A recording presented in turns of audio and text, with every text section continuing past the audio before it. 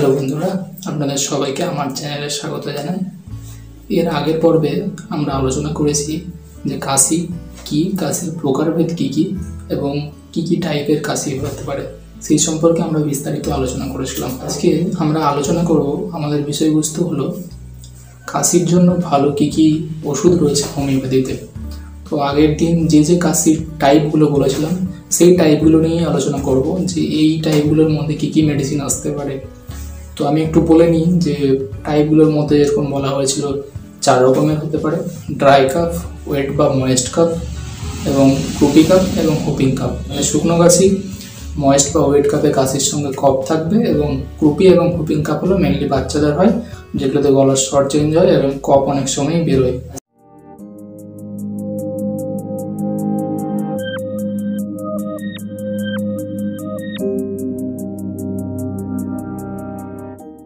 আজকে আমরা আলোচনা করব যে এই সমস্ত টাইপের কাশিগুলোর জন্য হোমিওপ্যাথিতে কি কি ভালো ওষুধ রয়েছে। প্রথমে আমরা আলোচনা করব ড্রাই কাফ। ড্রাই কাফের জন্য কি কি ওষুধ রয়েছে হোমিওপ্যাথিতে। ড্রাই কাফের জন্য প্রথম একমাত্র ওষুধের কথা আমরা যেটা চিন্তা করতে পারি সেটা হলো অ্যাকোনাইট 30। শুরুর দিকে একদম অল্প ঠান্ডা লেগেছে, অল্প অল্প কাশি তৈরি হচ্ছে একদম শুরুর দিকে, তখন আমরা কিন্তু অ্যাকোনাইটের কথা প্রথম চিন্তা করব। অ্যাকোনাইট 30 2 ফোঁটা করে দিনে 3 বার করে আপনাকে খেতে হবে অ্যাকোনাইট 30। এর পরের যে মেডিসিনের কথা বলবো সেটা হলো Bryonia Alba. Bryonia Alba dry বা শুকনো কাশি, মানে যে কাশিতে হয়তো কফ বেরোচ্ছে না সেই কাশির জন্য একটা অন্যতম গুরুত্বপূর্ণ মেডিসিন। এই ওষুধটা প্রচুর ব্যবহার হয় ড্রাই কাশির জন্য। তো এই কাশির ক্ষেত্রে ড্রাই কাফে যেরকম কি যে কফ থাকে না, এবং ব্রায়োনিয়ার ক্ষেত্রে দেখা যাবে যে সিমটম দেবে যে অল্প একটু নড়াচড়া করলে বা কথাবার্তা বললেই কিন্তু তার কাশির পরিমাণটা বেড়ে যাবে একটু।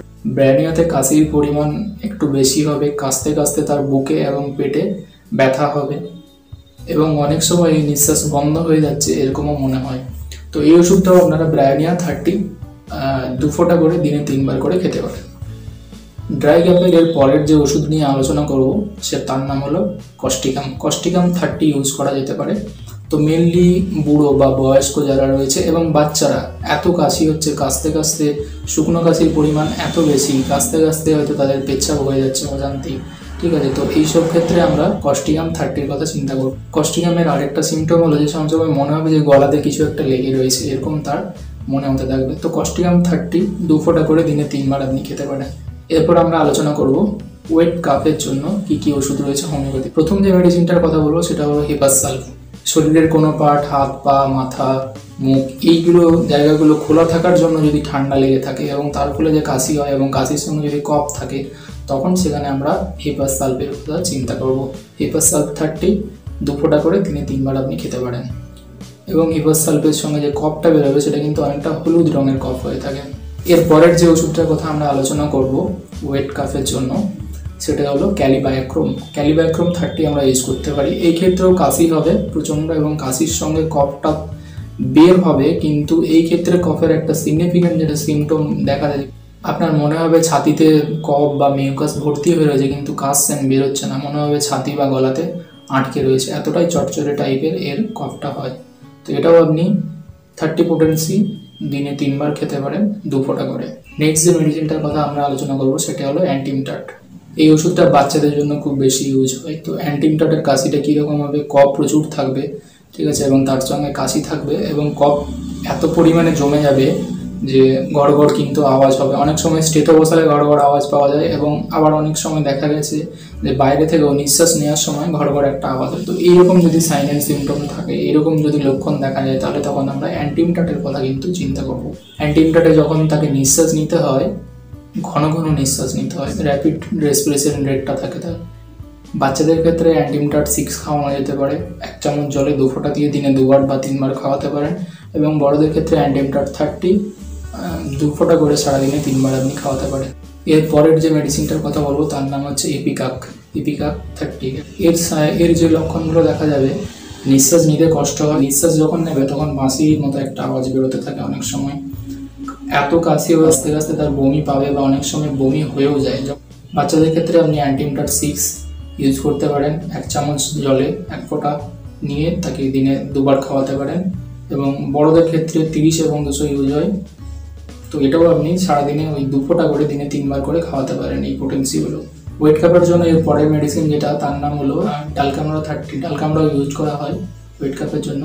মেনলি শীতকালে যখন ঠান্ডা লাগে এবং তার থেকে যে কাশির সৃষ্টি হয় তখন কিন্তু আমরা ডালকামরা ইউজ করি। তো ডালকামরার সিমটমটা কীরকম হবে, মনে হবে যে বুকের ভেতর বা ভেতরে অনেক কফ মিউকাস জমে রয়েছে কিন্তু কাশলে বেরোচ্ছে না।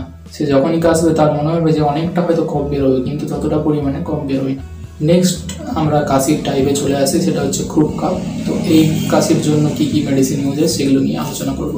ক্রুপ কাপ মেনলি কিন্তু ভাইরাল ইনফেকশন বা এইসব ক্ষেত্রেই দেখা যায় এই কাশির টাইপটা। তো এই ক্ষেত্রেও কিন্তু অ্যাকোনাইট 30 আমরা ইউজ করতে পারি। যদি এই ধরনের কাশিতে একদম শুরুর দিকে দেখা যাচ্ছে তখন কিন্তু আমরা অ্যাকোনাইট 30 ইউজ করতে পারি 1 ফোঁটা থেকে 2 ফোঁটা করে দিনে 3 থেকে 4 বার। সেকেন্ড মেডিসিন যেটা আসবে ড্রসেরা 30। একদম শুকনো কাশি হবে, নিঃশ্বাস নিতে খুবই কষ্ট হবে, মনে হবে গলা কেউ চেপে রেখেছে, তাকে ছাতিতে বা বুকে হাত দিয়ে কাশতে হবে। এটা কিন্তু ড্রসেরার অন্যতম সিমটম। তো এই মেডিসিনটাও আপনি ড্রসেরা 30 নিতে পারেন। বড়দের জন্য 2 থেকে 3 ফোঁটা সারাদিনে 3 বার করে খেতে পারেন। নেক্সট যে মেডিসিনটার কথা আমরা আলোচনা করবো সেটা হলো স্পঞ্জিয়াস। খুবই কাশি হবে এবং কাশির যে আওয়াজটা হবে মনে হচ্ছে যেন কেউ কড়াত চালাচ্ছে, পুরো যেন চিৎকার করছে, এরকম কাশির আওয়াজটা হবে। নেক্সট আমরা চলে আসছি হুপিং কাপ। হুপিং কাপের জন্য কী কী মেডিসিন ইউজ হয় সেগুলো নিয়ে আমরা আলোচনা করব। এটি মেনলি কিন্তু ব্যাকটেরিয়াল ইনফেকশনের জন্য হয়ে থাকে। শুরুর দিকে আস্তে আস্তে কাশি হয় কিন্তু যত দিন যায় তত এর লক্ষণগুলো বাড়তে থাকে এবং এই কাশিটা ভায়োলেন্ট আকার ধারণ করে। দিনে কাশি এত বাড়তে থাকে যে একসঙ্গে 5 থেকে 10টা কাশি একসঙ্গে তার। এবং এইরকম যদি কাশি দেখা যায় তাহলে সাজেশন থাকবে যে আপনারা ওখানে ভালো কোনো ডাক্তার দেখান, ডাক্তার দেখিয়ে এই কাশির ট্রিটমেন্ট করা উচিত। তো এই কাশির জন্য কীরকম টাইপের মেডিসিন আসতে পারে সেগুলো আমরা দেখে নিই। প্রথম মেডিসিন হচ্ছে নেফাইটিস 1X। এই ধরনের কাশির ক্ষেত্রে এই মেডিসিনটি খুব ভালো কাজ করে। কাশতে কাশতে মুখ চোখ লাল হয়ে যাবে। তো এই মেডিসিনটা ট্যাবলেট ফর্মে পাওয়া যায়। তো আপনি 1টা থেকে 2টো ট্যাবলেট দিনে 3 বার করে খেতে পারেন। নেক্সট মেডিসিনের কথা বলবো ড্রসেরা 30। আমরা দেখলাম ক্রুপ কাপেও কিন্তু ড্রসেরা ইউজ হয় এবং হুপিং কাপের ক্ষেত্রেও ড্রসেরা অনেক সময় খুব ভালো কাজ দেয়। তো ড্রসেরার কাছে ওইরকম যে বললাম যে ওরকম বারবার কাশি হবে এবং কাশির সময় বুকে বা পেটের দিকে ব্যথা হবে, অল্প করে তাকে বুকে চেপে কাশতে হবে। ড্রসেরার কাশি কিন্তু ম্যাক্সিমাম ক্ষেত্রে ক্রনিক কাশি হয়, দীর্ঘদিন ধরে কাশি রয়েছে, সারছে না, এরকম ক্ষেত্রে তখন আমরা ড্রসেরাকে ইউজ করি। তো এটাও খেতে হবে 1 ফোঁটা থেকে 2 ফোঁটা করে সারাদিনে 3 বার। নেক্সট যে মেডিসিনটার কথা বলবো এই হুপিং কাপের ক্ষেত্রে ইউজ হয় পার্টিসোনাম 30। তো এটা এক ধরনের নোসোড।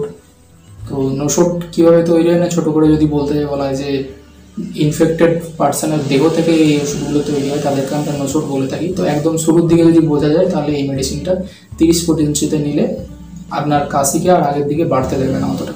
তো এই ওষুধটা খাওয়ার নিয়ম হচ্ছে 2 ফোঁটা করে দিনে 2 বার খাবেন। 2 থেকে 3 দিন খাওয়ার পর কিন্তু এই ওষুধটা আপনাকে বন্ধ করে দিতে হবে।